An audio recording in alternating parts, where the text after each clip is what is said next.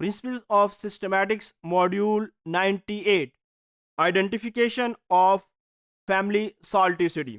Family सॉल्टिसिटी के जो मेंबर्स हैं, ये जब कोर्टशिप करते हैं तो उस वक्त जो मेल स्पाइडर है ये बहुत सारे वाइब्रेटरी क्यूज का इस्तेमाल करता है।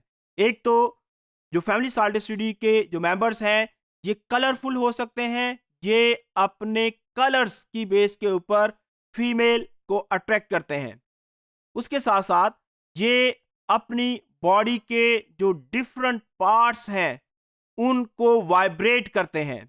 ये डिफरेंट किस्म की डांसिंग शो करते हैं, ये डिफरेंट किस्म की मूवमेंट्स शो करते हैं जो कि जिग जैग मूवमेंट्स भी हो सकती हैं।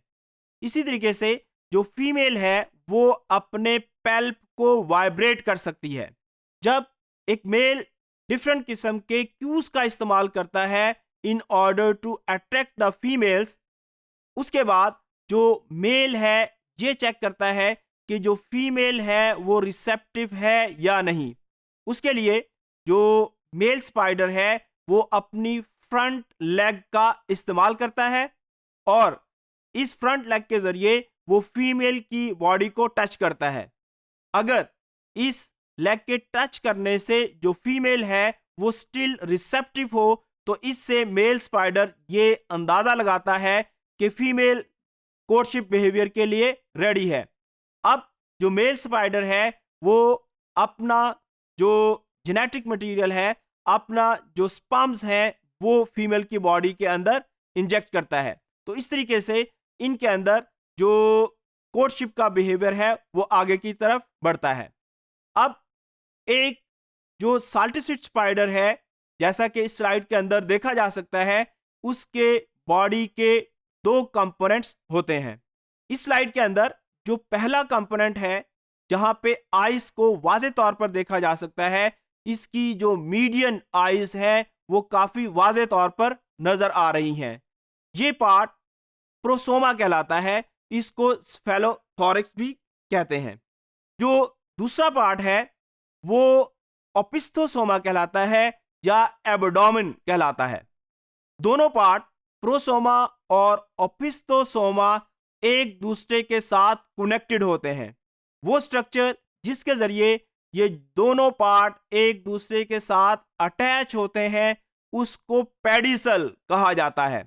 कुछ स्पाइडर्स के अंदर ये जो पेडिसल है ये वाजे तौर पर देखा जा सकता है, लेकिन बहुत सारे स्पाइडर्स के अंदर ये पेडिसल वाजे तौर पर नजर नहीं आ रहा होता क्योंकि स्फेलोथोरैक्स और एब्डोमेन एक दूसरे के इतने करीब आ चुके होते हैं कि पेडिसल वाजे नहीं होता।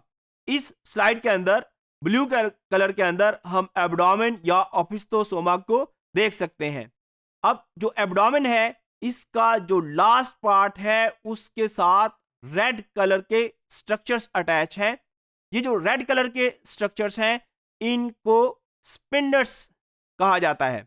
अब जो स्पिंडर्स की तादाद है ये डिफरेंट स्पीशीज के अंदर फर्क हो सकती है और जो स्पिनर्स के पेयर्स हैं इसकी जो लेंथ है वो भी डिफरेंट स्पाइडर्स के अंदर वेरी करती है।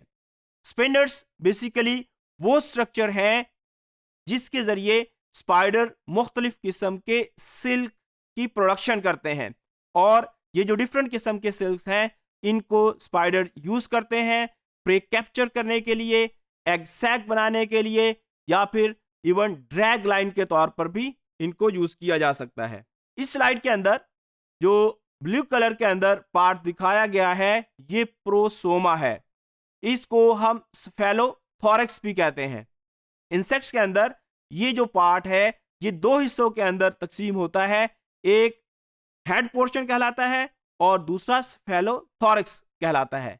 लेकिन यहाँ पे ये दोनों जो पोर्शन है वो फ्यूज कर जाते हैं और फ्यूज करने के बाद एक सिंगल स्ट्रक्चर बनाते हैं जिसको स्फेलोथोरैक्स कहा जाता है। इस स्लाइड के अंदर देखा जा सकता है कि जो स्पाइडर्स हैं उसकी जो लेग्स हैं, जो इसकी 4 पेयर्स होते हैं फंक्शनल लेग्स के, वो स्फेलोथोरैक्स के साथ अटैच होते हैं। स्पाइडर्स की लेग्स का कोई भी पार्ट ऐसा नहीं है जो कि एब्डोमेन के साथ अटैच होता है। इसी तरीके से हमने ये भी देखा कि जो स्पाइडर्स हैं उसकी जो लेग्स हैं वो स्फेलोथोरक्स वाले रीजन के अंदर ही मौजूद होती हैं। इसी तरीके से जो स्पाइडर्स हैं इनके जो चेलिसिरा होते हैं जिसके ऊपर फैंग्स लगे होते हैं वो भी इसी पोर्शन के अंदर मौजूद होते हैं।